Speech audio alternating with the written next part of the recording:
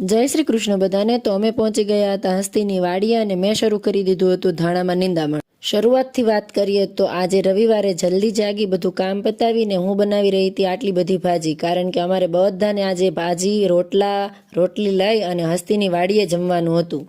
ઘણા દિવસથી હસ્તી પણ કહેતી હતી અને બાળકો પણ કહેતા હતા કે અમને વાડીએ લઈ ચાલો।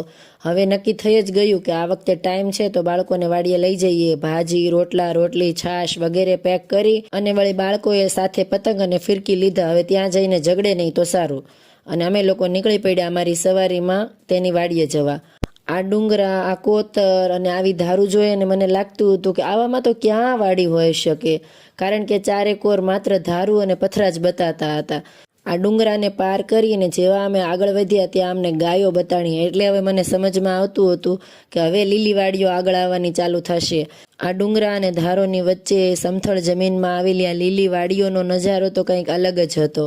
હરિયાળું વાતાવરણ શોધવા બહાર જવાની જરૂર નહોતી, કારણ કે અમારી ગામડાની વાડીઓ કોઈ પણ વાતાવરણને ટક્કર મારે એવી હતી। પછી અમે પહોંચી ગયા વાડીએ અને બધો સામાન કાઢ્યો, અને ત્યારબાદ વાડીએ જતા તરત જીવડાએ મારું સ્વાગત કરી લીધું હતું, અને હું તમને બતાવું છું આ સુંદર મજાની વાડી।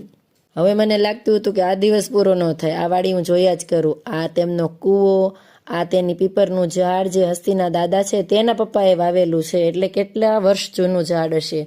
અને વાડીમાં આવેલી આ ઝૂંપડી જ્યાં જરૂરિયાત મુજબનો સામાન વાડી આવે ત્યારે રાખવામાં આવે છે। આ ખેતરે દેખાતા ઝૂંપડા છે તેની કિંમત ઓછી તો ન જ આંકવી જોઈએ, કારણ કે તેમના થકી જ તો આ જગતના તાત દુનિયા માટે અનાજ પેદા કરે છે।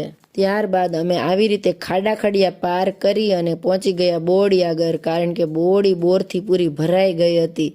આને અહીંયા કટિયા બોર કહેવામાં આવે છે, તમારે ત્યાં શું કહેવામાં આવે છે કોમેન્ટમાં જરૂર જણાવજો। અને પછી હું પહોંચી ગઈ હસ્તીની મમ્મી પાસે નિંદામણ માટે।